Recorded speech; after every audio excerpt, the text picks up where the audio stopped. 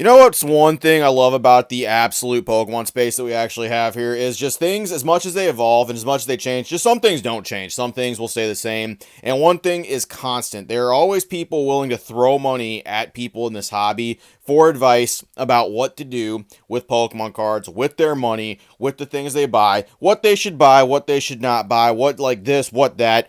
And it never ceases to outstand me that people are willing to pay money for stuff that people can look up for free. Case in point, I was shown this today, and it threw me back like down memory lane. I had talked about this previously. Kanto Shark, I don't really have anything against the guy or anything like that. I do think it's a little goofy that he wants to charge for advice that people can look up for free. That's just me personally. I'm allowed to have the opinion. This is fucking America after all, and I'm going to have that opinion. I think it's fucking goofy, and I think people that pay that money towards said person are also fucking goofy. And I'll explain why here in a second. So $125 is what they're doing. I think that's $50 more expensive. Them Bidenomics that actually went right with it too. They were going right with that. You account for inflation, baby. Account for my time. Account for my business, all that stuff. Look, once again, nothing against the guy. It's just funny. And quite frankly, if he has a business model where he's tricking people into just like giving him money for things that people can look up for free, hey, more power to him. And I just think it highlights how stupid people are in this hobby and how stupid they can be. I know that's kind of harsh. I know some people are like, well, it's their money. They can do what they want. Absolutely.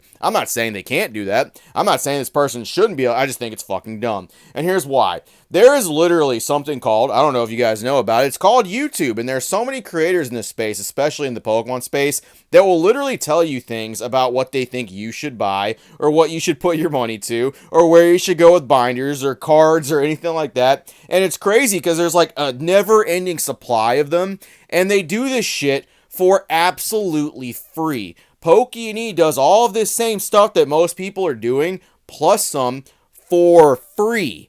They actually will tell you how to do things, give you advice about business, things to like get it started up, well, like your payments and all that shit, like what you should do with product, where you should be like diversifying stuff up. There's so many people in the space other than Brian that also do this for free. And whether I agree or disagree with any of their opinions, these guys are out there making content, putting this stuff out, and doing this for absolutely free. Instead of purchasing a fucking advice like line or something like that, or getting someone to tell you what they think they should in exchange for your hard-earned money, you could take that hard-earned money, buy one of the newest booster boxes that have come out. It doesn't even fucking matter which booster box it is. You can take that money, you can take said booster box, put it in a fucking, like, a sealed case or something like that, an actual, like, cupboard or a locker somewhere in storage. Just leave that sucker. Leave it alone. Don't even think about it. Don't touch it. That's the hardest part about this entire thing. Do not be tempted to open the product that you have if you're truly trying to sit on it for the sake of investing or returns on the money, because that's really what this is. People are paying money so they can actually get returns, strike it big, be really big Pokemon multi-investors, or have like all the fucking Pokestonks money off of product they're buying now, and 5 years later being the people that are currently the big dogs in our hobby, because that's how a lot of our big dogs actually made it.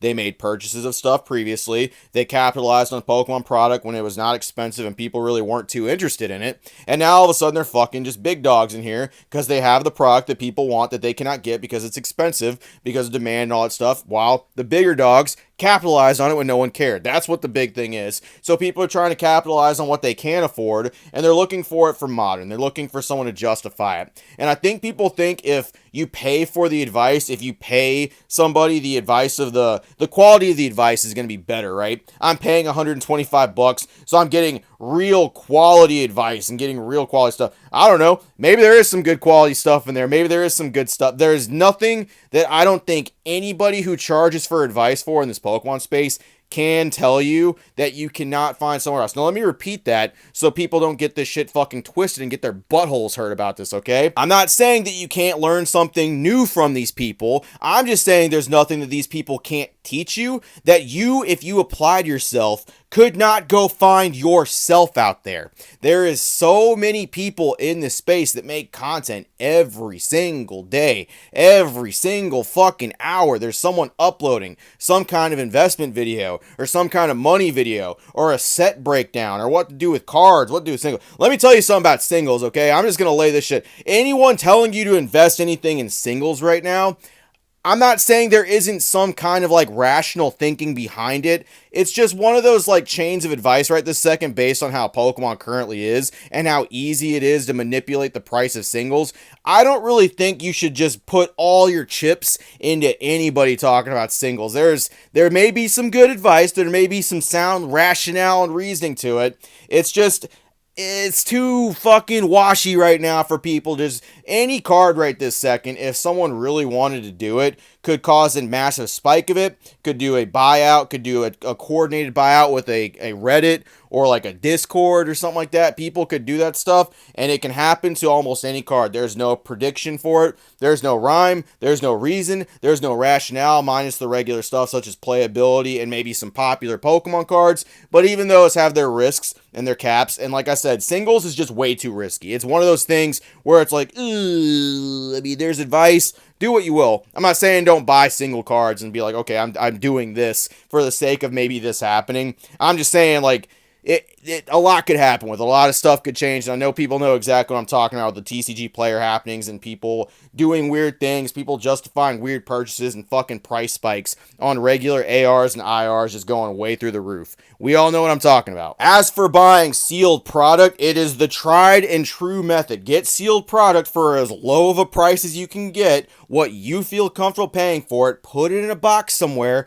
just sit on it, don't fucking do anything with it, don't open it, don't do nothing with the entire goddamn thing. Put it away, out of sight, out of mind. Open it up 5 to 6 years later. It's going to have gone up in price if Pokemon is still around. There's still people that are going to be here, which I think it's a safe bet to say people will be. And voila, you can do what you will with the product. You can fucking break it. You can sell it. You can fucking give it to stores. You can fucking open it yourself. You can do what you want with that, with the advice. That's what it is for sealed product. Hold on to it and actually don't open it and wait for the fucking supply for it to go away. There's going to always be people that want to open Evolving Skies, especially with content creation on the rise. There's always going to be people that want to open Surging Sparks, fucking Prismatic Evolutions, Terrestrial Festival, the newer sets that are going to be coming out. That Team Rocket set, we don't really know what's going to be happening with it just yet, but I guarantee people are going to want to open it. I guarantee people are going to want to open that set up. With no doubt in my mind that later on that's going to be a set people look at and be like, that's going to be the set of like year 3 or something like that. We don't know what's going to go past it. There's no way it's not going to do well unless it's literally just all Gen 9 Pokemon, in which case I'd be pretty happy with that. But the investor bros and the people that are putting money towards stuff, they're going to be like, I just don't see where they're not going to put like something in there that's going to appeal to the Kanto dudes, like a Mewtwo, Charizard, Blastoise. I just can't see them not doing it. I guess we will see when the set actually gets revealed, but it's that simple. Hold on to product. You don't got to pay anybody for that advice. You don't got to pay a fucking person. And then the store things, oh, what do I do with the little nitty-gritty details of my store? There's so many people that explain businesses and how to run stuff, and you can actually go to a fucking real school, a real center of education, and get real advice from stuff like that instead of from people that are not certified to fucking teach or doing it. You're just taking advice from somebody on fucking line, be like, oh yeah, there we go, buddy.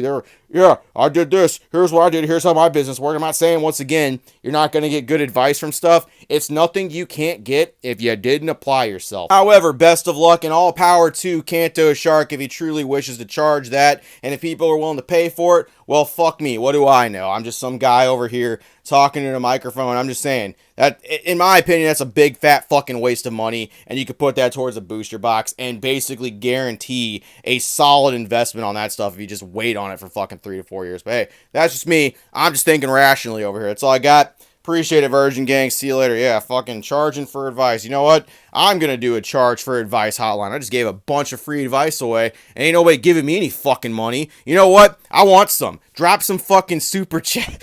I'm just kidding. Don't. Man, I'd be real douchey. Can you imagine?